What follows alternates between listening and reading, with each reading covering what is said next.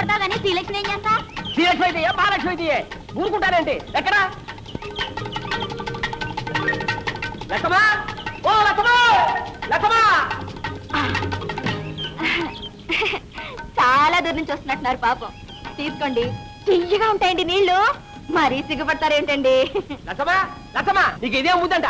మన మామిడికాయలు బాబు నిన్న నిమ్మకాయలు ఉండే. ఆ కాడ ఉంటే ఈ కాడ, ఈ కాడ ఉంటే ఆ కాడ ఎక్కి కోసేస్తారండి. ఇవాళ కొబ్బరికాయలు మీద పడ్డారండి. చచ్చా అలరముక. భలేవాడివే తాత. ఏ శుక్రవారానికో శనివారానికో ఒక కాయ కోసుకుంటే దొంగతనమే అంట కట్టేస్తున్నావే.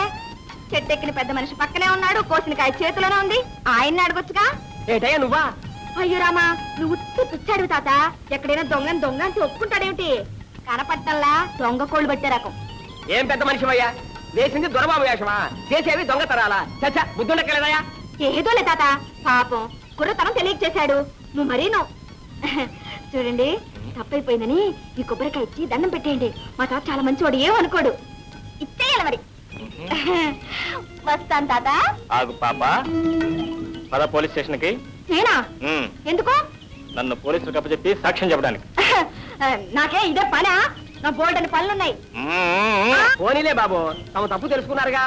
ఈ మాత్రానికి పోలీసులు ఎందుకు, ఫిర్యాదులు ఎందుకు బాబు? ఏం లేదు, ఇదంతా పూర్తి వివరాలతో దర్యాప్తు జరపవలసిందే. ఇది నా డ్యూటీ. ఇంతకి తమరెవరు బాబు? నేను ఈ జిల్లా కలెక్టర్.